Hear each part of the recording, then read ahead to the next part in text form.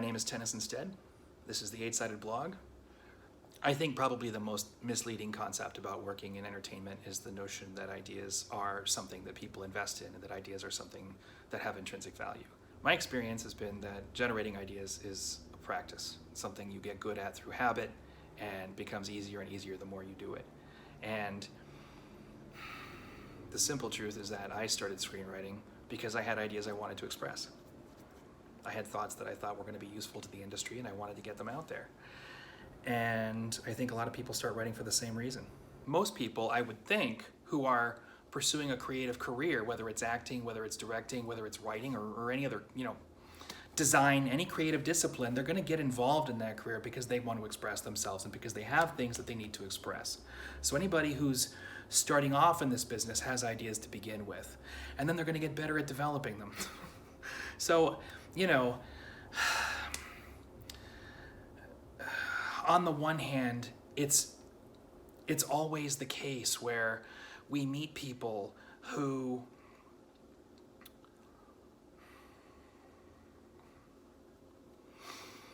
want to sell us on the purity and the genius and the simplicity and the complication or whatever it is, on the idea that they've come up with that they think is going to revolutionize the industry.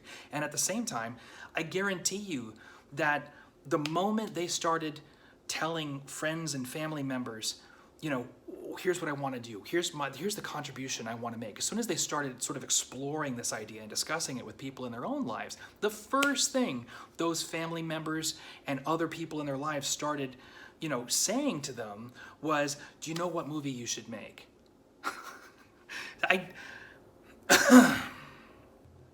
Ideas don't have a lot of value when you're working in a creative discipline. And that's a really, really difficult, tricky concept for a lot of people to wrap their heads around, because if the idea doesn't matter and if the concept that they've come up with isn't in and of itself valuable in any kind of financial way, then what do they have to contribute? What are they bringing? Well, again, going back to those first couple of videos and going back to every single conversation we have about how to build a career in entertainment, it comes down to the strength of our craft and the strength of our community. Ideas have value because they drive us. In other words, an idea is worth the work that it inspires us to put into it. If I want to create something because I think it's going to be useful to people, then the work that I invest in, first of all, becoming good at whatever it is that I'm doing and whatever contribution that I'm making, and then secondly, the work that I invest in building a community of support around accomplishing this goal, that work is what carries the weight of our investment. Disassembling the Cinderella story that Hollywood is constantly selling about itself to the world is one of the trickiest things to do for people who are new to the industry, but at the end of the day, it's practice that makes our work valuable to other people. It really is. And the reason for that is because, as I've said before, 5 out of 7 decisions that a person makes are unconscious, which means it's the things we're not thinking about that have the biggest impact on our work.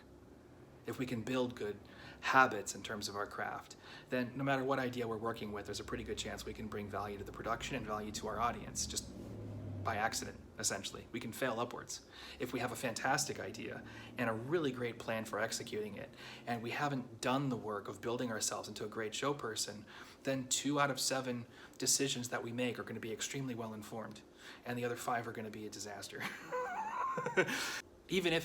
Even if some ideas are inherently better than others, which I'm not necessarily convinced that they are, but if you certainly, an idea is a tool. Okay, so situationally, some ideas can be better than others. If you're very, very good at strategizing and targeting what it is that you're trying to do, then even in the case like that, you're sort of working the top 20% of your professional output. The bottom 80% is still being handled by your habits, and that top 20% can either go from 80% to 100% depending on exactly how efficient and how specific and how targeted and how well planned your proposal is, your overall mission statement, right? And then all the specific details that come out of it.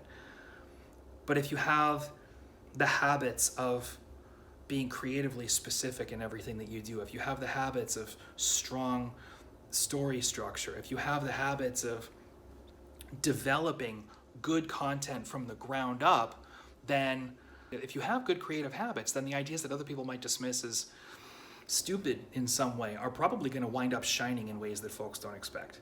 Okay? So it's not about how good your idea is. It really comes down to how good your execution is and how thorough you are in developing yourself and your ability to do the work. The one exception to this rule, and it's a really important exception, is when you're talking to marketing people. Because a marketing person's job is to sell the thing that you're doing. And it doesn't do them really any good to tell the audience that you're an amazing filmmaker, because the audience doesn't know what an amazing filmmaker is. They don't know what that involves, and they don't know what to expect, okay? So what the marketing people need is to understand the idea. If you're talking to somebody, whether it's a manager, an agent, whether it's a studio executive who's clinging to that concept of the idea, it's a pretty good bet that person comes from a marketing background. And it's a good idea to understand and respect the fact that they need some kind of foothold on the production that you're trying to create. But that doesn't necessarily mean you need to change the idea itself. It means you need to explain the idea to the marketing person in a way that makes them understand what makes the production good.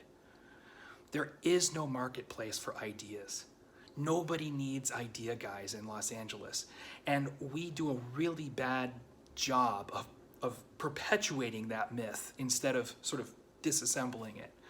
The sooner we come to grips with that, the simpler and the cleaner and the more effective our industry is going to get. And I think that's really all I wanted to say about it. I've been having a lot of conversations with marketing people, and I wanted to sort of take a minute to highlight for folks where that line actually exists and how it actually works. Please let me know what you think about all this in the comments.